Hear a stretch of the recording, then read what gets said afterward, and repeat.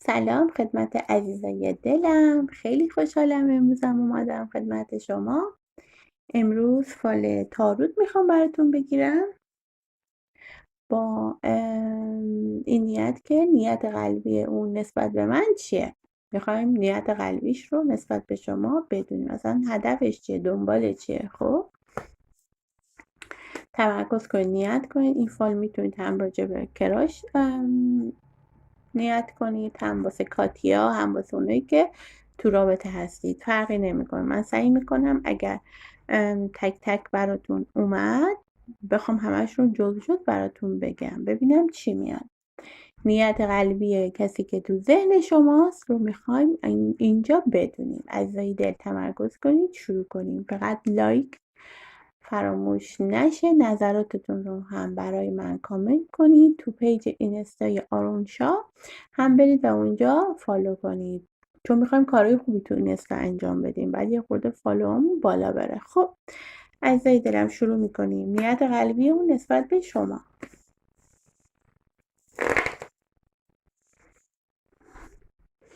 فالمون رو دو گزینه‌ای میگیریم. یکی از این دو گزینه ها رو میتونید انتخاب کنید. ببینید دو تا کارت گذاشتم. زیاد مهم نیست که پشتش بخواد متفاوت باشه. شما میتونید بگید سمت کارتی که سمت مجسمه فرشته هست یا کارتی که سمت مجسمه بودا هست. خب ما کارتی که سمت مجسمه بودا هست رو اینجا میگیریم، ببینیم که تو فالمون چی میخواد بیاد. میخوایم راجع به نیت قلبیش بگیریم، راجع به شما.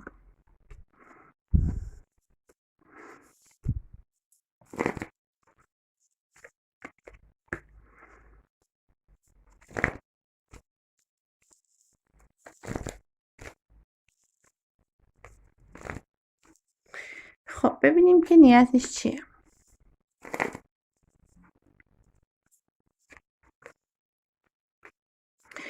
ببینید اومده که این آدم بسیار بسیار دنبال آرامش هست. میگه اونقدر تو زندگیش دغدغه‌منده، اونقدر حجم مشکلات زیاد، خب از نظر حالا کاری هست، مشکلات زندگیش هست یا خانوادگیش هست، خب تو زندگیش وجود داره. میگه بسیار بسیار آدم آشفته‌ای هست از نظر ذهنی، دنبال یه راهیه که به آرامش برسه، که یه خورده ذهنش آروم بگیره و بتونه تمرکز داشته باشه و راحت تر بتونه زندگی خودش رو ادامه بده. ببینید اومده که این آدم در گذشته بسیار مشکلات زیادی رو پشت سر گذاشته و تو مسیر زندگی قلبش چند بار شکسته، تو زندگی بهش خیانت شده و از این بابت بسیار، یعنی تو زندگیش یه خیانتی رو پشت سر گذاشته که اصلا فراموش نمیکنه و حالا یا در رابطه با این موضوع با شما صحبت کرده یا اینکه در آینده صحبت میکنه و یه اتفاق مهم بوده تو زندگیش که بسیار تاثیرگذار بوده تو نگاه اون به جنس مخالف در حال حاضر. اون اتفاقی که دقیقا خیانت بوده و پشت سر گذاشته. در مورد خصوصیاتش هم اومده که آدم بسیار زیرکیه و گرم و سرد چشیده است، یعنی آدم با تجربه ایه. خب اصلا این با تجربه بودنش ربطی به سن و سال نداره، میتونه کم سن باشه ولی بسیار با تجربه باشه، یا اینکه حالا نه سنش هم بیشتر باشه. ولی در کل میخواد بگه که نسبت به سنش، هر سنی که الان داره، بسیار بسیار با تجربه است و بیشتر میفهمه و درک میکنه.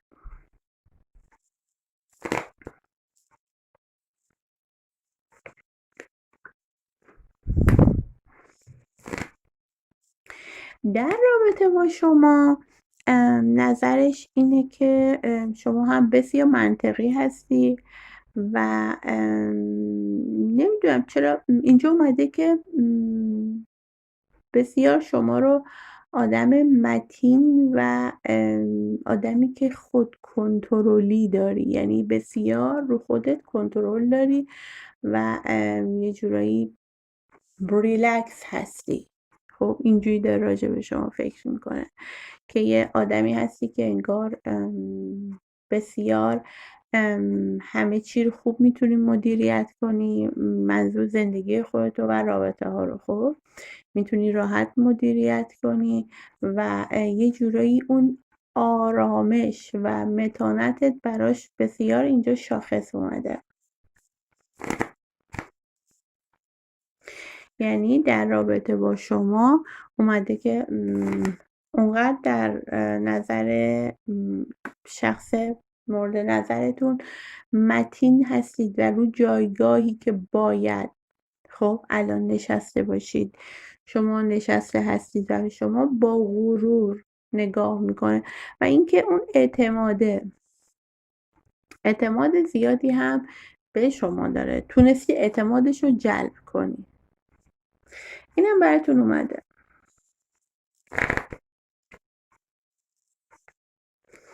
خب ببینید حالا در رابطه با نیت قلبیش هم نسبت به شما بگم.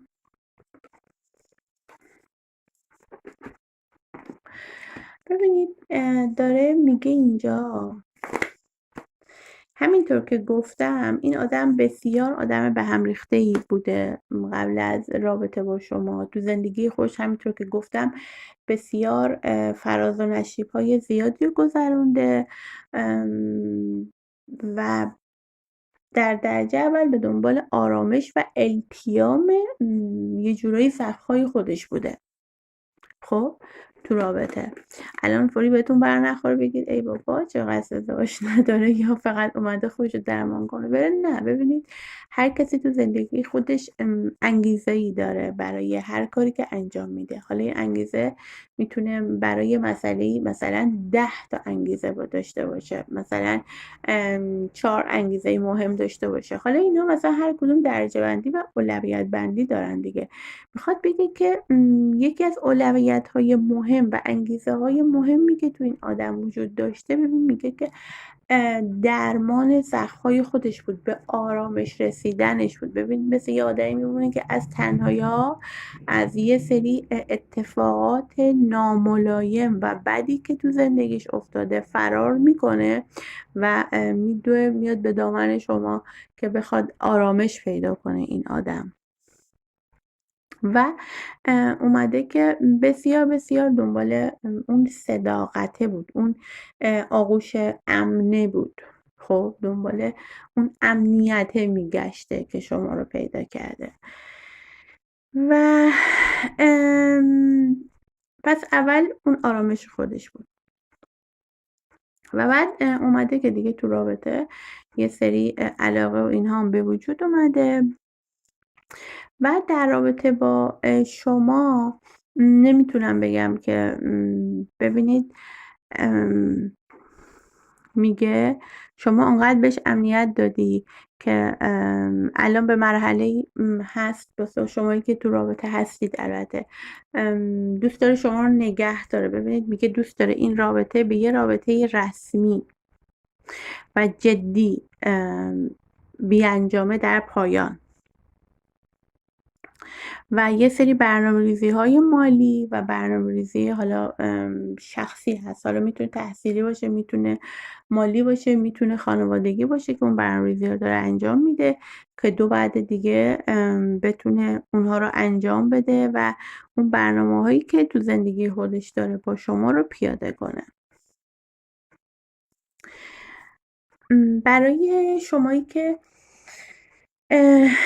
نیتتون برای کراش بوده، خب همه اون چیزایی که قبلی گفتم که حالا خسته بوده و دنبال یه آغوش امن بوده اینا همه هست و نیت الانش اینه که بیشتر اون شناخته اومده دیگه، اومده میخواد تمام تلاشش رو بکنه که زودتر بتونه شروع کنه. و این رابطه رو به شما وصل کنه. خب این نیت اصلیش اومده. برای شمایی که کاتید و ازتون دور هست، اومده که اولا اینکه ناراحت و اون حس دلخوریه رو میبینم، یه جورایی دلخور هست. حالا بابت شاید نمیدونم چی به شما گذشته که رابطتون کات شده، حالا بابت یا اون سوء تفاهمه هست. این تکون خورده. خب میگه که اون سوء تفاهمی که بین شما ایجاد شده و اون مشکلاتی که بینتون بوده و باعث دعوا و دوریتون شده، این داره فکر میکنه، میگه اون سوء تفاهم بوده و اونقدر هم موضوع بزرگ نبوده و حاد نبوده که تو با من اونطور بد برخورد کردی. خب و پس اون حس دلخوریه هست، ولی قلباً میگه به شما علاقه‌منده و دوست داره به سمت شما برگرده، ولی اون حس غروری لجبازیه نمیذاره، یه خورده اونو نگه داشته. با این حال اگر خودتون دقت کنین میبینید که در پایان داره میگه که حدود یه بعد دیگه تصمیم بشینه و نیتش اینه که به سمت شما برگرده. خب و جالب اینه که اومده میخواد دقیقاً با مسیج، یعنی پیام شروع کنه. حالا یه پیامی بهتون بده و با یه بهانه‌ای، مثلا حالا تبریک یا تسلیت یه مناسبتی یا یه چیزی رو انگار میخواد بهانه کنه و مسیجی بده و این رابطه رو 2 مرتبه شروع کنه. خب ببینیم که برای اونایی که کارت دوم رو انتخاب کردن چی اومده، نیت قلبیش.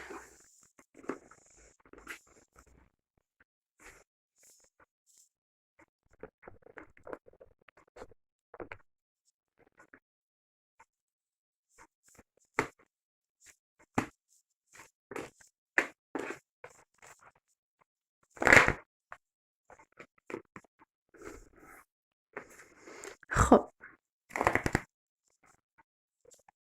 میگه که این شخص آدمیه که بسیار به قضا و قدر، به سرنوشت، تقدیر و آنچه پیش آید خوش آید و یا اینکه اگر سرنوشتم باشه اتفاق میفته، نباشه از دستم میره اعتقاد داره شدیداً. خب میگه آدمیه که فکر میکنه اگر سرنوشتش با شما باشه اتفاقاتی میفته که شما رو به هم نزدیکتر میکنه و اگر شما قسمت هم نباشید یه جورایی به هر حال از دست هم میرید. میگه به سرنوشت بسیار معتقد هست این آدم.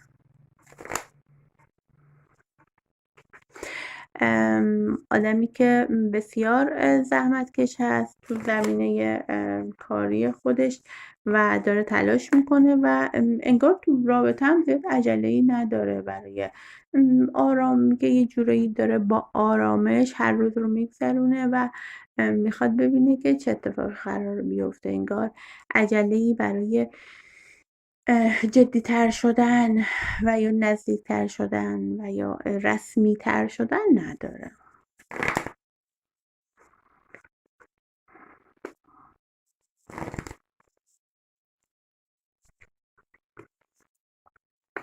به هر حال رو اون زمینه‌ای که داره تحصیل میکنه و یا داره کار میکنه و تلاش میکنه بسیار متمرکز هست و تمرکزش بیشتر رو اون قضیه هست، رو کار یا تحصیل. اینجا اومده. ببینید اینجا اومده که بازم داره تکرار میکنه که سرنوشت هرچی باشه میچرخونه و اون اتفاقه رو برای ما میاره.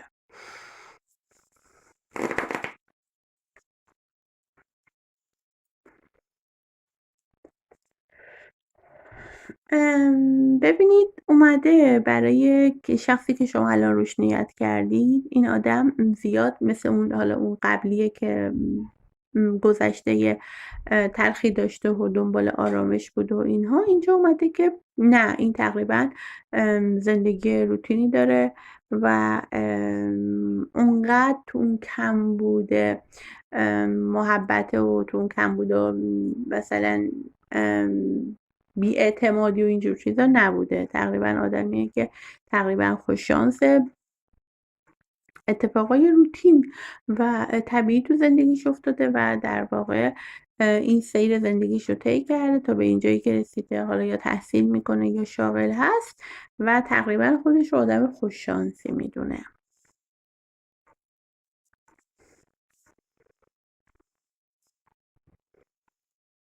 و اینکه ببینید برای شمایی که حالا اگر برای کراش دارید نیت داشتید، این آدم یه جورایی فکر میکنه که از شما زرنگ‌تره.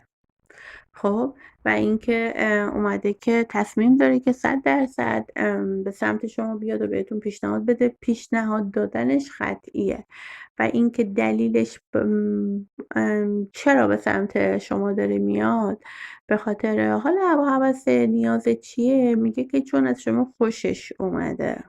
خب این خوش اومدنه قشنگ اومده. برای شمایی که حالا تو رابطه هستید، اون هم علاقه و دوست داشتنش اومده، از شما خوشش اومده، فعلا دوست داره با شما بگذرونه.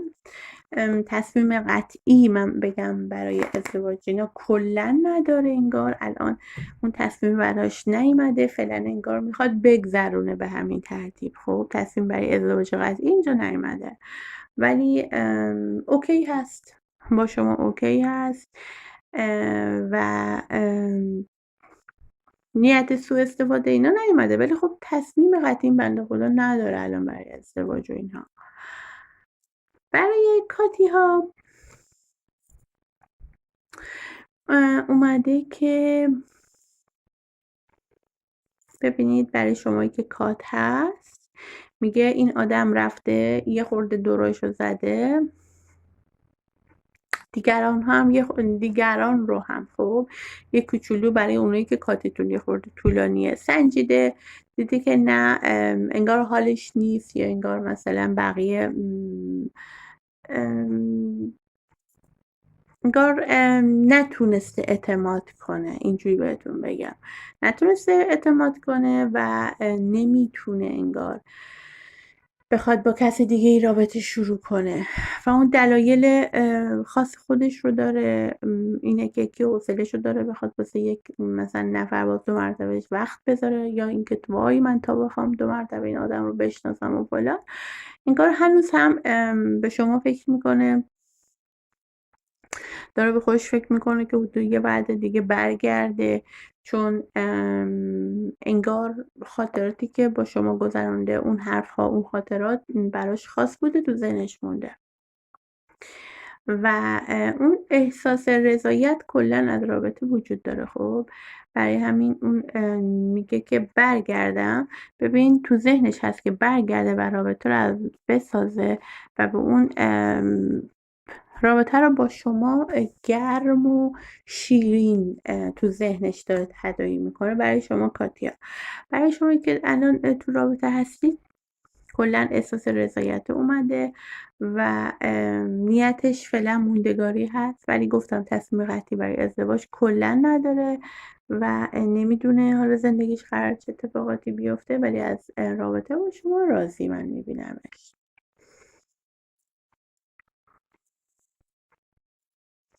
خب عزیزای دل، فال امروزمون هم تموم شد. امیدوارم که لذت برده باشید. امیدوارم روزهاتون بدور از استرس و ناراحتی و در آرامش باشید. عزیزای دلم، مواظب خودتون باشید. خدا نگهدار.